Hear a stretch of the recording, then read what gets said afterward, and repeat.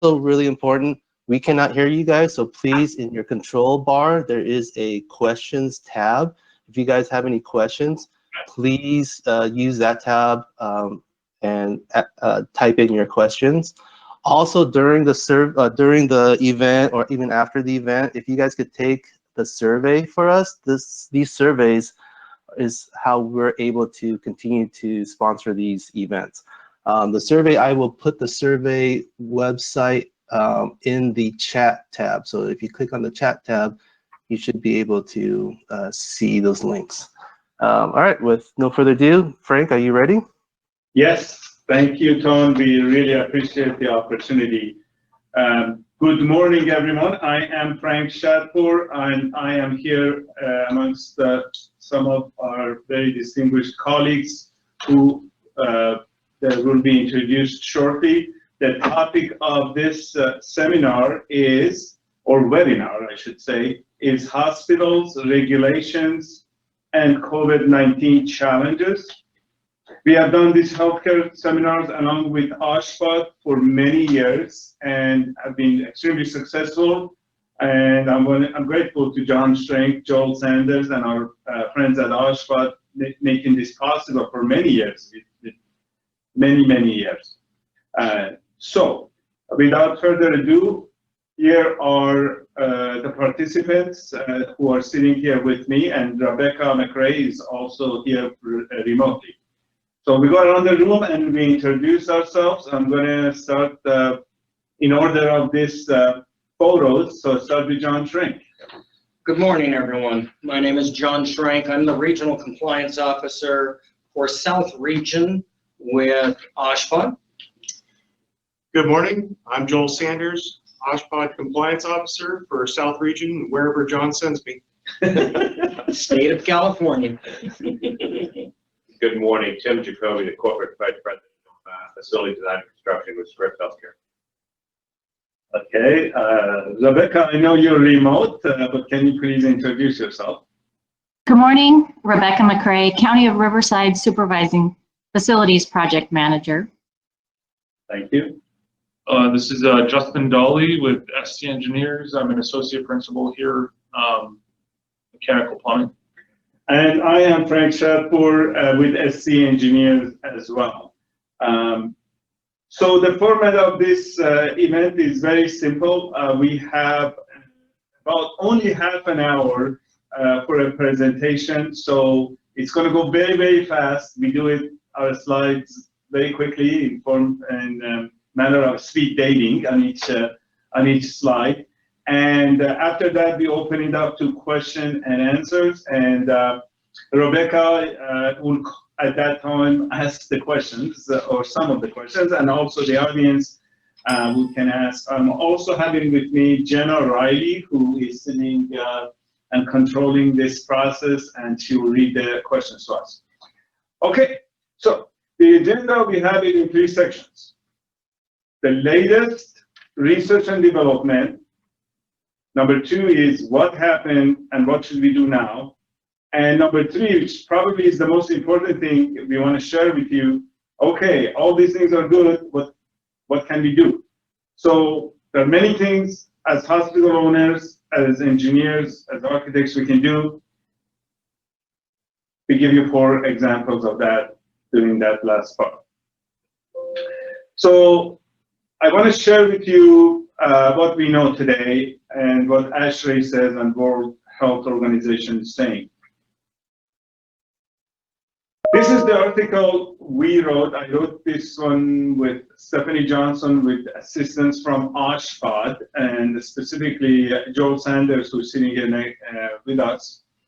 And at the time this was written, it was in July, and at the middle of this pandemic, we came out with a whole bunch of guidelines, summarized it, and solutions for different hospitals. At that time, we did not know, and we still don't know. The big question was, is this droplets or is it aerosol? Is it an airborne contaminant, airborne infectious virus, or is this thing transmitted through droplets?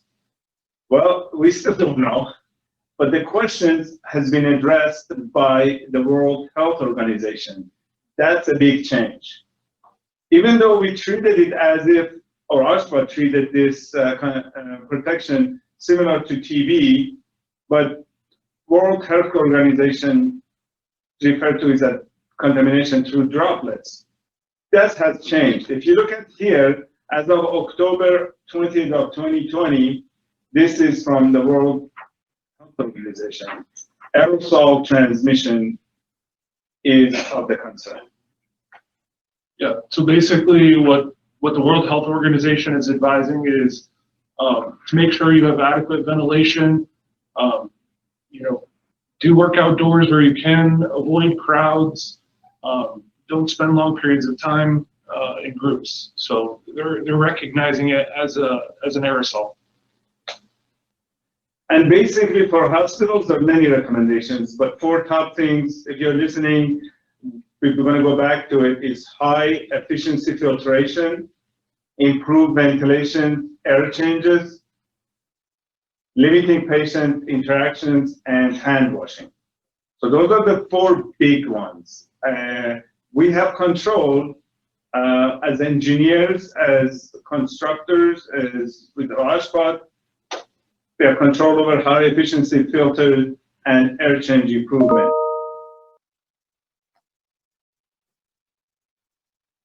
This is a study done by University of Oregon, and it's fascinating what they found out. So as you see, it was June 29th that they posted this, and I'm going to read very quickly. This study demonstrates SARS-CoV-2 RNA contamination throughout several air handler unit path of flow, including return air, 2 filtration stages, supply air for multiple floors of a hospital, and serves as first evidence of the potential for SARS-CoV-2 RNA. So this just backs up what the World Health Organization is saying now, but adds to that, it is attaching itself to the ductwork where we're recirculating air where patients or anyone with active COVID has been. Okay, so let's look at very quickly what happened on every aspect of this, these challenges we just mentioned, and what should we do now? That is the more, with zoning down to the specific problems. So in terms of additional negative pressure rooms, we were at the state of chaos, I would say. And Justin, you were involved with Joel. The 2 of you addressed that. So Yeah, I was running all over San Diego, setting up temporary negative pressure rooms to help protect both patients and staff from the spread of COVID at the beginning of this pandemic. So, those temporary emergency measures, were done quickly. So looking forward, how can we address this in a more permanent method to plan for future pandemics and make sure that we're not in an emergency mode when this happens again? And so what should we do? So, hospital owners should have a plan, a pandemic plan. We should create allowances in construction for the conversion of ICU space to negative pressure environments, with permanent exhaust and makeup air, utilizing DDC instead of handheld manometers to make sure that we're alarming if pressures aren't maintained, to make sure we're protecting staff and patients. And then avoid in-person contact through investments in telehealth. Make sure we're limiting that patient interaction. Okay, the next thing was the additional surge capacity. Right. Same thing, again, hospitals, the governor, the federal government were funding emergency projects to set up temporary field hospitals. We were part of that. construction happened in a matter of days versus typical healthcare projects that can take, months, years. So how can we plan for the future? Making sure, again, that we have a plan to address surge, review supply chains, make sure that we have equipment available, and then having a plan for the ability to convert and utilize, shelf space for a surge in patients. Yeah, I think the key is the convertible shelf space available for surge response. A lot of times we don't have that luxury. Well, building in dynamic systems into facilities is what we're looking for the future, I think. Yeah, flexibility. Yeah, what this really leads to is, we were talking before the webinars, we're great at fighting the last war, but we don't know, what the next war, the next pandemic is going to be. Probably the only thing we know is it probably will not be COVID-19. And so what did that lead us to? Really, we need to be flexible. We need to design the systems and the spaces and to train our people for flexibility so that we can handle what we don't know is coming in the future. Because you don't know. So flexibility, in my mind, is going to be the absolute key. Yeah, Tim, when we were trying to convert these rooms to negative isolation rooms, one of the biggest problems we had, we just didn't have enough manometers to put in front of the door to see if the room positive or negative. They were handcuffed. We didn't have it. Now, if we install those electronically, which is relatively inexpensive, then make the conversions much easier. Next thing is the integrated technology. Yeah, so how are we responding during COVID? Hospitals were canceling elective surgeries. They were turning patients away, after testing if they were not critical cases. So how can we respond to that now? Again, telehealth platforms, have been, a great success. Permanent DDC solutions, as Frank mentioned, for monitoring, room pressurization to make sure we're keeping our patients and healthcare staff safe. Keeping those monitors outside patient rooms to limit that interaction. Additional technologies include UVC treatment at air handling units and filters. UVC has been proven to eliminate that virus. Enhanced filtration to make sure that it's not being distributed throughout the hospital and affecting other patients. Touchless operational components like touchless water faucets to make sure that that hand washing occurs, but we're not spreading the disease at the same time. And then tracking those supply chains with technologies like RFID to make sure you know what you have available and where it is and how to access it.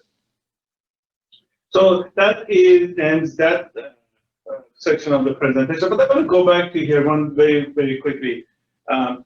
In terms of technology, wireless technology was mentioned and it's critical. For example, now it is actually less expensive to have control dampers that are wireless, and that provides us an incredible flexibility and time saving. Because if you need to balance in an operating room pressure, or if you have a room in ICU that you would like to change the flow and pressure, you can do it wirelessly without getting into the room with a patient in it and getting above a ladder, removing in a vacuum, moving the ceiling tiles, and you need two people, one down to read and the other one on the ladder. It just technology can be your friend, and it used to be the cost was high, no longer, because wireless technology, it actually saves money. You don't have to do the wire. So that is huge for hospitals. Okay, we are moving on very quickly to the last part of our first segments of the presentation, and that has to do with effective solutions. So now you said, hey, you guys telling us what the problem was, you guys telling us what are the challenges, so what do I do today? So with that, we have 4 examples we want to share with you. And these examples all have to do with the fundamental mindset change that is happening overnight.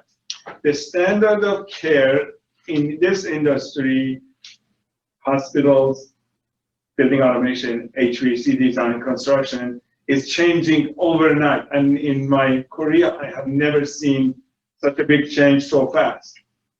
So what the mindset is changing, instead of spending time and effort on things that perhaps may not matter as much, we need to focus on patient safety. And these things cost money. Where does the money come from? I argue that it actually saves money because we're reducing waste. We can improve patient safety by reducing waste and by conserving energy and by reducing wasteful costs. Give you 4 examples. We call it our 4 sample examples. So these are just 4 examples of what we can do. There are probably hundreds, maybe thousands of ways you can address it, but these are just 4 that this group is introducing today. The first thing, you know, a lot of our facilities are aged, you know, they're 40, 50, 60 years old, and systems are not in the same condition, obviously, that they were when they were designed and built, and they've been altered in many cases.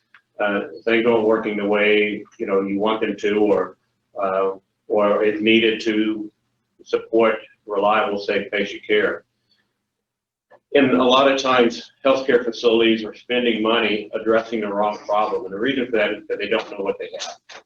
And so I'm a huge fan, and I've found it very cost effective.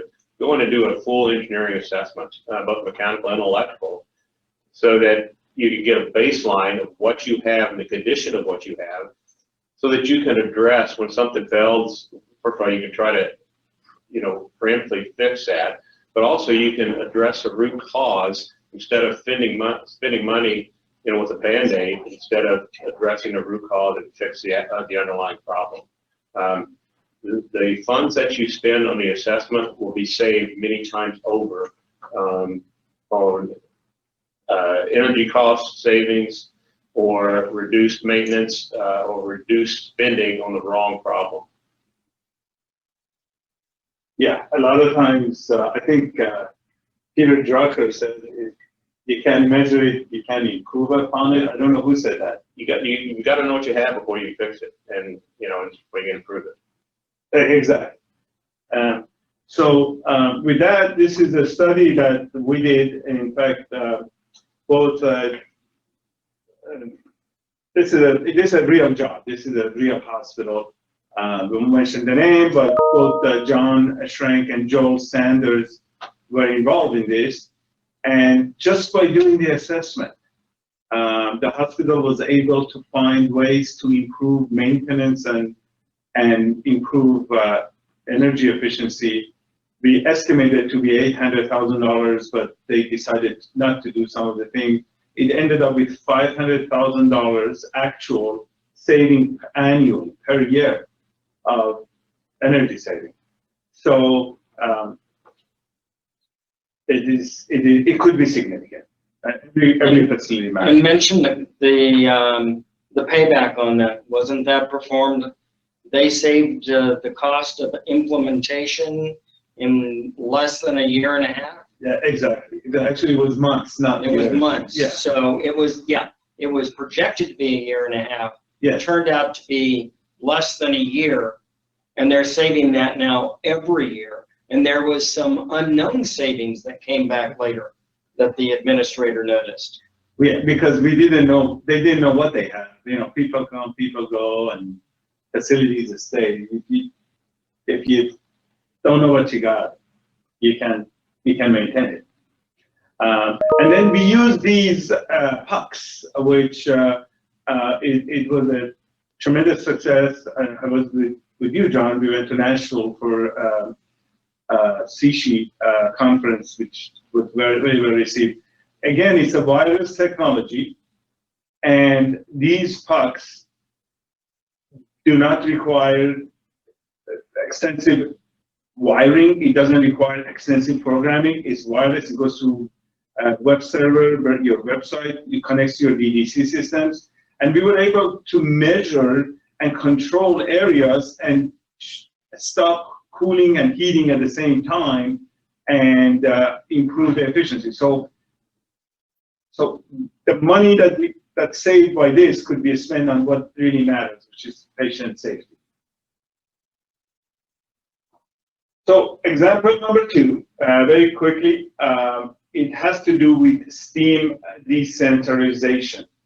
There is many of the hospitals that up and down the coast in California, many of them are built during the 60s.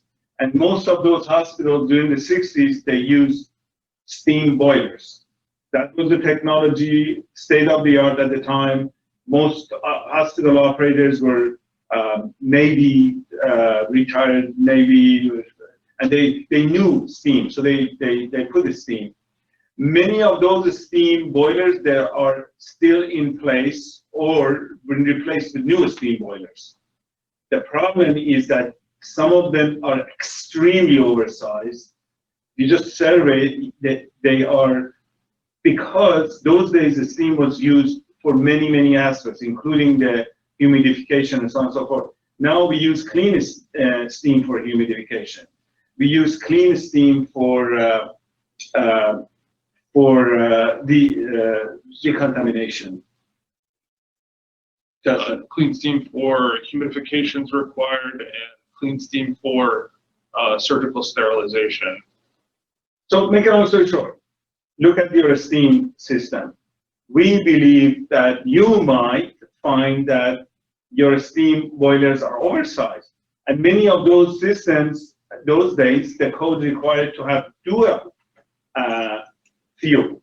Many of them was diesel. They were diesel, and diesel was very acceptable. There was no air pollution control those days. Well, now there is. So OSHPD has addressed that, and many hospitals don't know that. They don't. It's no longer required. No longer required. There is huge efficiency savings.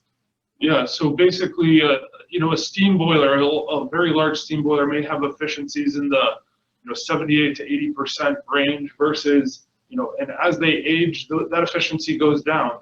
That's straight out of the box. But the new heating hot water boiler systems, the natural gas can be up to 99% efficient. So there's a huge opportunity for energy savings and energy cost savings. They're much smaller than these large steam boilers. Removes the air permit requirements for the diesel fuel that you have to maintain.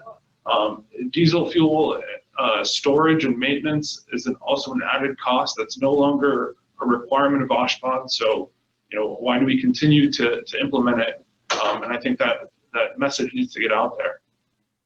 Well, the only thing is stopping us, John, is the code. The code doesn't let us do that, does it? Sure it does. Okay. So if you reference, a CAN is a code application notice. It is where so many questions have been asked by industry that OSHPD publishes a interpretation of code. So in this case, 4 is the mechanical code, and then the 318 or 316, don't have my glasses on, is the actual prescriptive code number. And then this one literally states, you can read it better, Jason, if you can read where you did before, that this section No problem. is not to be construed. Yeah, the interpretation from OSHPD in this CAN states section 316.0 is not intended to be construed as requiring dual fuel heating equipment, i.e. secondary fuel for gas boilers. Well, that's crystal clear, right?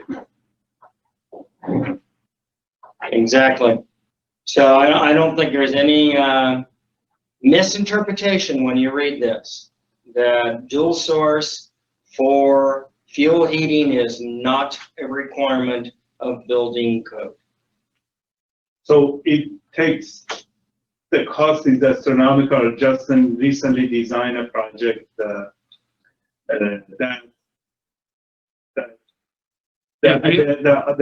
client was adamant to continue with that. So we, with astronomical cost, we're putting it back up. Now the boiler manufacturers don't even make the diesel one in this case. So we had to put a propane tank, and it's astronomical cost. Yeah, I mean, they were using steam to generate domestic hot water for the entire hospital. They were using steam to generate heating hot water for space heating, and they were using steam to humidify and using steam to sterilize surgical equipment. All of those uses can be eliminated from the steam boiler and are required to be to meet current code requirements in terms of the humidification and steam sterilization. So the size of the steam boiler requirement was significantly reduced for the hospital to only address what was required to be on the steam boiler. So the heating hot water, domestic water, and local steam generation for clean steam applications all were removed from those large steam boilers to save significant energy and footprint within the hospital. So it's like having an 18-wheelers and carrying a box of nails, chewing gum. And that's always one of the major issues of existing facilities when you replace equipment is they're bigger and better. Now this is going to be smaller, more efficient and better, allowing more space. Absolutely. Yeah, absolutely. Not to mention, this thing was in a basement. It was monster together. So anyhow, so actually this shows you a skid-mounted unit that is much better, much easier footprint, and it comes fully equipped with all the control system. In other words, it's a smart steam boiler rather than just a big box that you gotta hire. It's smart, you can think, and it's cleaner, easier for the operators. So I will go into the detail because of time. So example number 3, and this example is I'm referring to as John Schrank patented method of test and balance. We presented this at the OSHPD with John Schrank. And ladies and gentlemen, if you're listening to this, if you have a facility that every year after year you're measuring the CFM and air change per hour for critical areas, if you're building a new hospital, ladies and gentlemen, this is a time saver, money saver, and you can spend those funds on things that matter. So John, can you tell us how this thing works? So basically you're going to install the same device that's in a normal hood like you see in the photograph. That device goes into the register and gives a constant reading for all critical care areas. These can be wired or wireless. You can come up with what you want a reading every hour, every day, every week, every month. So we presented this to the senior mechanical engineers with OSHPD and with our regulations unit, and they concluded that by doing that, there would be no alternate method. It meets the intent of code. So it's just one method of doing the same exact thing. The benefit is that if CMS, licensing, OSHPD said, give me readings, you don't have to call a company in every year and recertify. You simply have trends. So you could look at it from management point and say, show me the trend of this OR and what its airflow is. And it can give you a trend as much as you set the set points. So without going into great detail, the average hospital, and Frank and I surveyed a bunch of administrators, runs between 75 and 150,000 per year to have a balancing company come in and certify only the critical care areas. That would be eliminated with this. So it's something to consider. And not to mention the going into the operating room and suiting up and the time, it is time consuming. And John, this thing can be done for pressure, temperature, air changes, all the above. Is that correct? The other thing is, look at what staff has to do. They have to document the refrigerators on every nursing unit. Yeah. You have Blanket warmers. the blanket warmers, you have the refrigerator for drugs, the refrigerator for food. You have to have a log and show that. This could be electronically done, eliminating that consistent 20 minutes a day or whatever time is spent per unit. That's staff time taken away from a patient. And correct me if I'm wrong, once this is on the plans and on the drawings and submitted to OSHPD and approved by OSHPD, now it is something that Joint Commission or can look at it, that yes, this has been installed in accordance to OSHPD regulations, so I will accept it. I've actually talked to a couple surveyors and they have said that they would accept it as far as looking at it, so. So we have not approached CMS yet with the idea, but it meets code. It is one method of achieving code, so they should accept it. Okay. This is a practical, this is a real job that we won't mention the name, and it's a very large project. So I worked with John Shrink and we estimated how much time it saves to do test and balance at the end of the job. If you got 500,000 or 1 million square foot, I will mention the square footage because you may know what hospital this is. If you take the time that it takes to do that, everybody has to be done. The fire alarm testing should be completed. John, you mentioned the ceiling tiles should be in place, doors should be closed. Then the test and balance does its own thing. With the method that you could test it electronically, you test it as the project's going on. So we estimated 9 weeks of sale. And keep in mind, almost all hospitals now are considered high-rise when they're above 5 stories. So all of your stairs have to be certified for stair pressurization. That is another piece of the puzzle that keeps adding on to the end of a construction project. Yes, I know that. That's very interesting. Life cycle analysis, you may think this may cost you money because now you have to buy sensors and products, and guess what? OSHPD, John Shrink, it's costing me money. Just the opposite. We did the actual life cycle analysis with this in this scenario. There is no question. It's a saving. Money matters. All right, guys, I am coming to the end. This is our last slide, and example number 4. We said sample examples. 4 examples. This is example number 4, and that has to do with COVID-19. I think COVID-19 is a game changer. Everybody knows that. I am part of the committee in ASHRAE TC 1.4, and TC 1.4 has 13 voting members, and from all over the country, and everyone has a different opinion. But we all get together and we all agree, and most of the votes are unanimous. But the people that are more concerned about energy, and I'm going to tell you, the same people are now more concerned about air change per hour, safety, and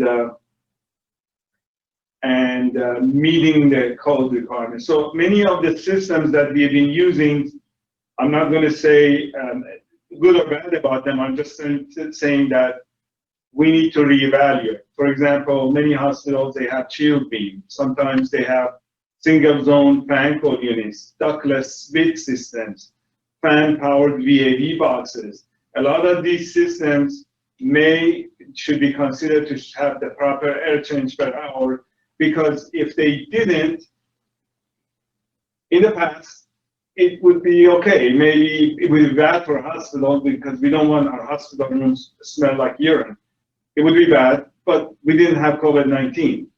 Now, on top of that, we have COVID-19. So these systems have to be looked at and evaluated. And any recirculation in the room now, Joel Sanders would tell you that code. Yeah, you need the filtration, and that's where our problem comes in, especially during pandemics. We don't necessarily have the filtration with some of these systems that we have with the centralized system. Joel, this code 408.2.4 of the mechanical codes, does it require filters for any recirculation? Is that what you're getting at? Yeah, at some point you're going to have that filtration. Yes. Well, without that, then you don't meet that code. Yeah. That's a big deal. So with that, this was our last slide, and as I promised, well, we ran over a little bit over half an hour, but we have a ton of questions coming our way, and Jenna is going to take it from here. And then Rebecca, your questions get priority, by the way. While Jenna getting ready to ask questions, we'll turn it over to you. Thank you, Frank. Well, I guess one of the first questions is assessment, assessing the facilities. I'm sure that there's a cost and a time, and it probably depends on the size of your hospital and maybe even the age, but maybe could you touch on one of the assessments that you've done for another hospital? How long did it take, and about how much did it cost to perform that? There's not a set answer to that because it depends upon the size of the facility, the complexity of the facility. And so it's, one that I'm currently doing is probably about, it's for a fairly small hospital. It's about 60,000. And it'll take a couple of months. But again, it depends upon the size and the complexity of the hospital and how thorough you want the assessment to be. In my case, and I've done these in several different places, I want it to be a very thorough assessment of all the mechanical and electrical systems. And you can narrow that scope. So there's not a set answer, but for a mid-sized small hospital, $60,000 to $80,000 in a couple of months.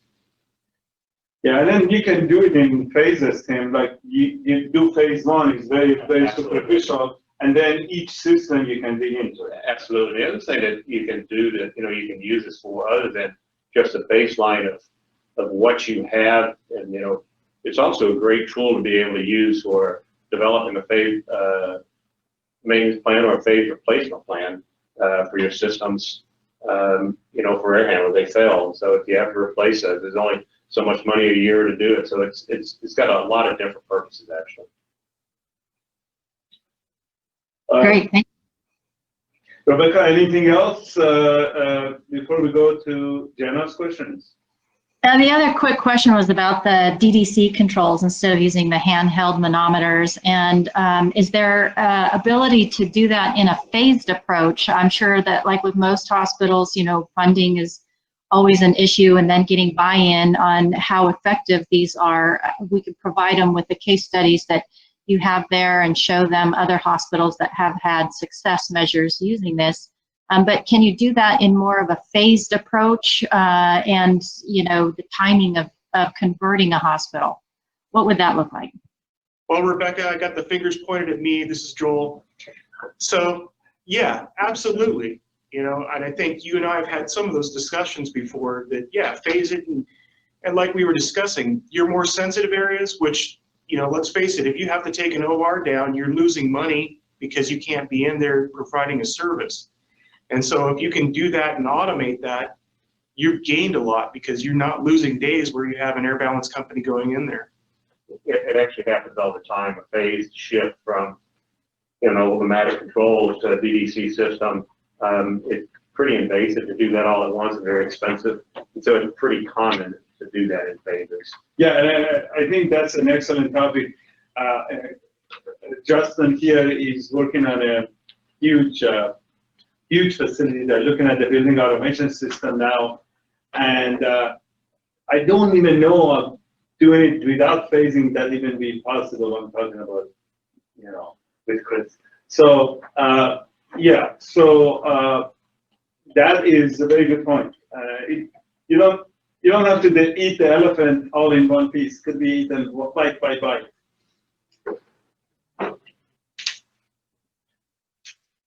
All right, the next question we have is surge capacity and conversion of ICU to isolation rooms is a great idea. Will it be mandated or merely recommended? At this point, it's not in code, it's a recommendation. Code usually takes how many years to change? About 10. But again, you know, I go back to what we discussed earlier, build flexibility again. You don't know what it's going to be. So even on your med surg rooms or whatever the case may be, you may need to use some of those for, you know, critical care patients. So if you can build flexibility in, you know, and during a pandemic or an emergency, you know, the use of the bed shifts sometimes. It's not as, you know, strictly adhered to for good reason. And, you know, so make sure that you build the systems in to support the more critical patients in other spaces as needed.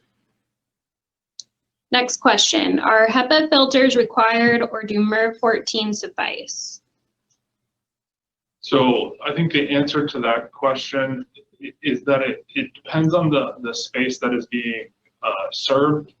For the critical care areas, final filtration is required to be HEPA filtration. For other areas, the majority of patient treatment areas require you know, MERV 8 pre-filters, MERV 14 intermediate filters.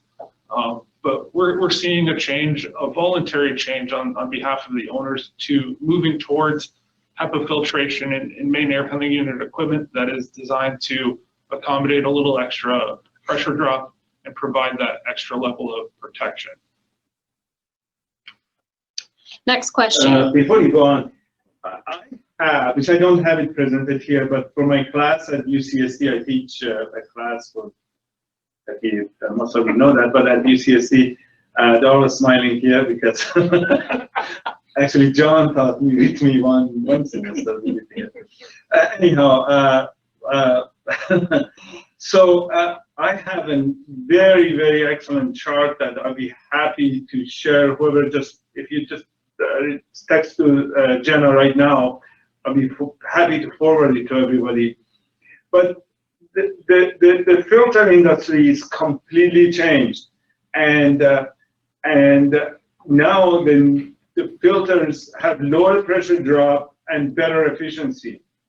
If you look at ASHRAE recommendation for MERV 13, it's recommended at the bare minimum to block COVID virus. But we have had great success using even higher MERV filter with lower pressure drop with better success on our projects. Right, and like Frank said, the filter industry has changed because of COVID. You have vendors now coming out of the woodwork with their sales techniques to sell you on unusual filtration, you know, electrostatic, you know, photocatalytic, all these gimmicks to identify, you know, greater filtration requirements, but a lot of systems aren't designed for those things, and they're going to endanger patient safety if the system isn't designed to accommodate it. So we recommend, you know, sticking with code, HEPA filtration. Okay, that was the end of your sentence. Yeah. Okay. Next question, what is meant by clean steam and where is it required? Okay. Yeah. We are dealing with it as we speak. Okay, go ahead. Yeah. So basically, in the past, main central plants had large steam generation, and they use that steam for everything from heating, you know, space heating to domestic hot water heating. to adding humidification to the air where it's required in critical areas, to their sterilization equipment, the dishwashing, all of those applications. But as we've seen, the efficiency in just heating hot water boilers has gone up significantly. The larger steam boilers you have, you require 24/7 boiler operators. Clean steam is required now for humidification applications. So that's the trend is being addressed more locally as opposed to a large central steam plant.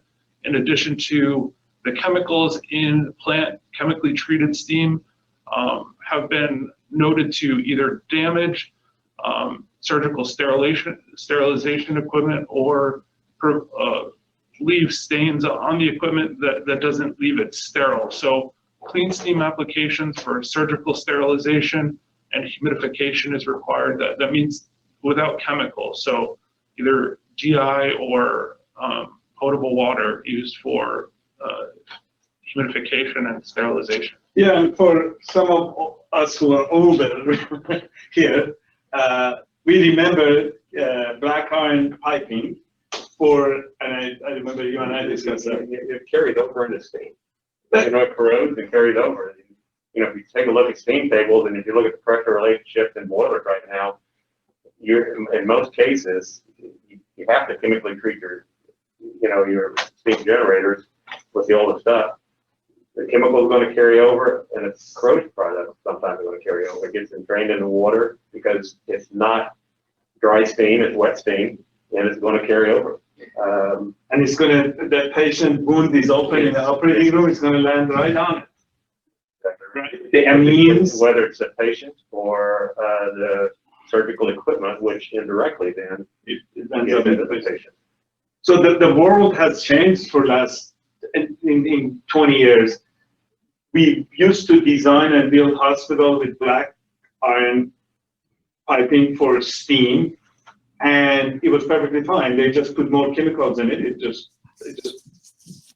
That's why we had chemicals. And it's still done today. Still, we have a hospital that hasn't been commissioned yet, and it's all black iron pipe. And that is no longer, even though it still meets the code, I believe, it's not acceptable. It's not. What do you use? Stainless? Clean steam. Clean steam uses a stainless. Or you change over and have less steam so you don't need that. Which is the reality of life right now. All So, right. ladies and gentlemen, look at your hospital. I promise you wouldn't be disappointed if you have a steam generators that they are old-fashioned. Looking at it, you may be able to reduce it. Next question, is bipolar ionization a viable method in addition to UVC? That's just a question. Yeah. I'm going to stay away from that because there are manufacturers that have done testing and there are hospitals that they love that system and they believe in it and it's working for them. On the flip side, the X-ray studies have been performed. So I'm going to stay away from that question. Somebody else can take it. Yeah, I'm not sure that adequate studies have been performed that have a definitive answer. I think the idea is to not only filter the virus, but destroy the virus before it can be recirculated. The effectiveness of just plain HEPA filtration is significant enough to filter that virus. So I'm not sure that the expense related with those expensive filtrations for whatever filter you put in there, you're going to have to maintain, you're going to have to replace. So that cost, I'm not sure it's warranted without further study and investigation onto the validity of the technology. But Justin, you agree that if we don't try new stuff, we never get to next level. So, Right. I just don't think hospitals should be the test bed. I think there should be industry data proven before it gets implemented. Yeah, I agree. I am not ready to make that leap yet. It may be viable.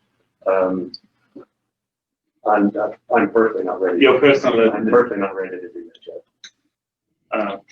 But I could be a dinosaur too, Frank. You know what? I just tell you that, Tim. My opinion is I always go to the open mind on the, if we are open mind, let's see what the ash rate, manufacturer testing has been done, but let's see what ash rate testing shows, because we're in a new world. We have to find better ways of doing it. I hear you loud and clear. You don't want, try something that hasn't been proven yet. Okay. Next question. With the installation of airflow sensors in each branch duct going to each diffuser is a great idea, but who maintains and calibrates these devices, and how often and at what cost? Don't take that. So the sensors that we spoke at the OSHPOD, and we actually shared model numbers and so on and so forth.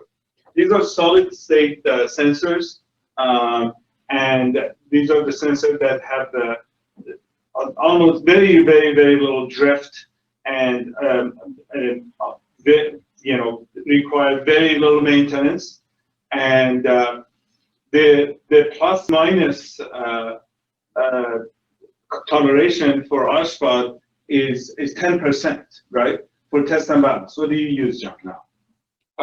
Industry standard. It's not stated as far as code. An industry standard now is leaning to a 5%. 5%. So it would be And 5 up, 5 down. It would be 10% total. 10%, yeah, differential. Although I have a project now that you can go over 5 or equal to, but you cannot go less than what is specified by the mechanical engineer. So we're seeing a more stringent enforcement of that in the field. So that's fair enough. So the sensors that we looked at together, they were plus minus 0.1%. So, and John, And they had a 3 to 5 year lifespan on the batteries, and the batteries would give you a trouble signal to allow you to know that the battery needs to be or is upcoming to be changed. So they're very, very minimal on maintenance. within the acceptable range of AABC and net tolerance, if they allow you plus minus, the differential of 10%, the differential here is 0.2%, plus minus 0.1%. Right. Yeah.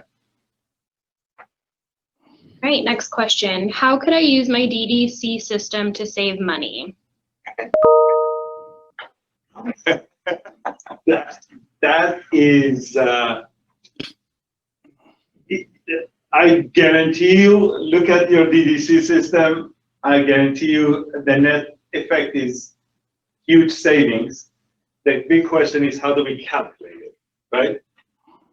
I mean, in hospitals, energy savings is always the challenge, because you have to look at maintaining patient safety. So, that comes first. So, meeting air change rates, especially now with COVID,